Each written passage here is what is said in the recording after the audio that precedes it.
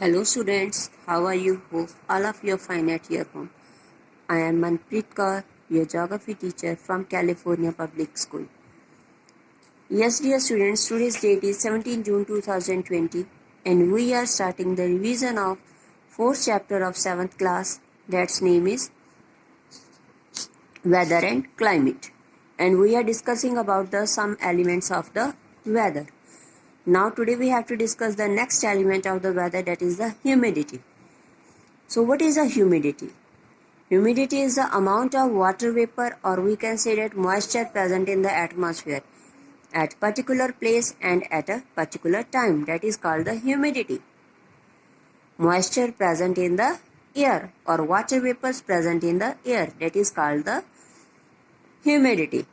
So humidity is of the two types, absolute humidity and relative humidity. Absolute humidity, actual amount of moisture present in the atmosphere, कि कितना moisture atmosphere में present है, that is called the absolute humidity. And the ratio between the amount of moisture present in the air at a given temperature and the maximum capacity of the air to hold the moisture at that temperature is known as the relative humidity. कैसे? एक तो moisture present है वो और कितना moisture उसमें adjust हो सकता है, इन दोनों को ratio, that is called the relative humidity. And always we have to express relative humidity in the percentage. So the amount, we can say that absolute humidity decrease from equator towards the poles. And another way, relative humidity, better way है expressing the level of humidity in the air. And relative humidity of the air decreases with the increase in temperature. Increase in temperature से वो decrease हो जाती है. अगर temperature decrease होगा तो वो increase होगी. जो एब्सोल्यूट ह्यूमिडिटी है वो डिटरमाइंस करती है अमाउंट ऑफ प्रेसिपिटेशन को, amount of precipitation, while the relative humidity tell us about the possibility of, वो डिटरमाइंस करती है और relative humidity पॉसिबिलिटी करती है प्रेसिपिटेशन की. Next is precipitation, process of converting the water vapours into the ice is called condensation.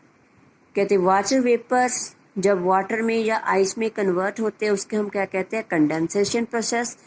And take place due to the loss of the heat when the small droplets of water, कहते हैं जब small droplets of water जब ice crystals fall करते हैं ground में, that is called the precipitation. And forms of precipitation are rain, dew, hail, snow. These are the types of the precipitation. Now firstly we have to discuss about the rain. Rain is the most important and common form. What is a rainfall? Rainfall occurs when the droplets of water in the clouds change into the raindrops. कहते जो water droplets है clouds में वो rain drops में change होते हैं, then they have to fall on the ground. So depending upon the way in which the condensation cooling of the warm moist air take place. So उसके ऊपर depend है. And these are the three of types, convectional rainfall, orographic rainfall and cyclonic rainfall. First one is convectional rainfall. कहते जब heated air, गर्म air moisture with moisture rise in the form of convectional current ऊपर की तरफ जाती है, leading to the development of the clouds. कितनी height के ऊपर, 10 किलोमीटर की हाइट ऊपर. Ascending hot humid air currents causes condensation. ऊपर की तरफ हॉट एयर जाएगी तो कंडेंसेशन होगी क्योंकि ऊपर ठंड है. Clouds resulting heavy rainfall for a short duration. थोड़े से समय में काफ़ी ज़्यादा रेनफॉल हो जाएगी. Such type of rainfall we have to call the convectional rainfall. And इस रेनफॉल में ऑलमोस्ट थंडरिंग और लाइटनिंग होती है. Mostly convectional rainfall we have to find in the equatorial regions because here the temperature is increasing too much. Next is orographic rainfall. Orographic rainfall, other name is the relief rainfall, as it occurs due to the cooling of the warm moist air which ascends above the mountain barrier.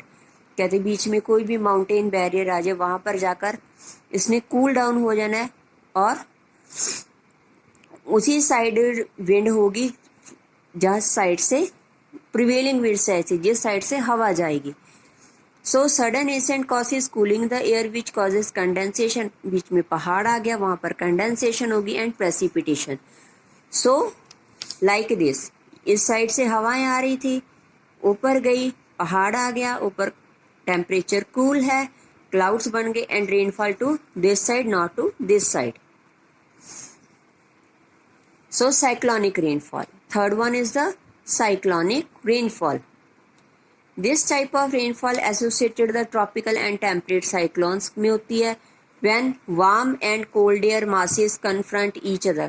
दोनों एक दूसरे के सामने आ जाते हैं. जो warm air है वो हल्की होती है, ऊपर चली जाती है, और कोल्ड एयर नीचे रह जाती है. और जो बाउंड्री बनती है दोनों के बीच में उसे हम क्या कहते हैं? Fronts. So rising air is cooled. जो ऊपर चली गई हवा वो कूल हो जाएगी और हैवी प्रेसिपिटेशन होगी.